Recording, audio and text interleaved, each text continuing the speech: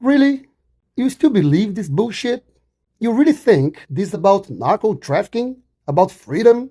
About helping the people of Venezuela? Come on, you cannot be that stupid. Let's look at the pattern.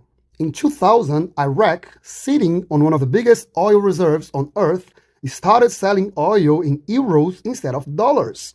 In 2003, the US invaded Iraq under the lies of weapons of mass destruction and bringing democracy.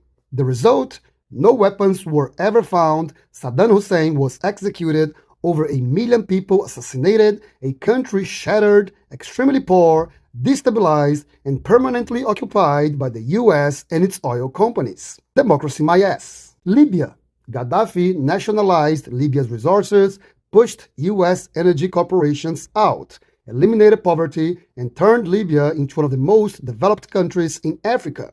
By 2009, he was openly pushing for a pan-African currency backed by African resources, a direct threat to US dominance. In 2011, under the humanitarian intervention fairy tale, the US bombed and invaded Libya, overthrowing the government. The result? Gaddafi was brutally murdered, and today, Libya is a failed state with open-air slave markets, militias, a complete chaos. But with free entry for US energy companies. That's what freedom looks like when it's brought by the US. Now, Venezuela.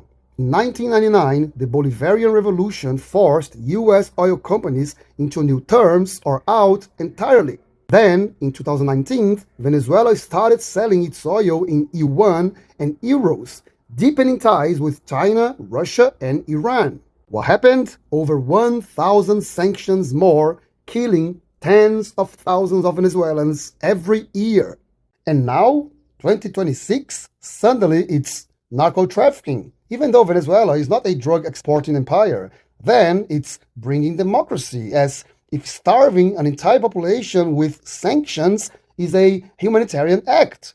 And then the mask slips. Trump and Rubio openly said that Venezuela is building stronger ties with US rivals and has massive oil reserves they want to control. This is imperialism textbook style. When any country says, we are not going to bow, capitalism responds with sanctions, coups, bombs, invasion, and assassination. Today, it's Venezuela. Yesterday was Iraq and Libya. Tomorrow, it will be someone else. If you still fall for this narrative, you are not uninformed. You are choosing to be blind. Wake the fuck up.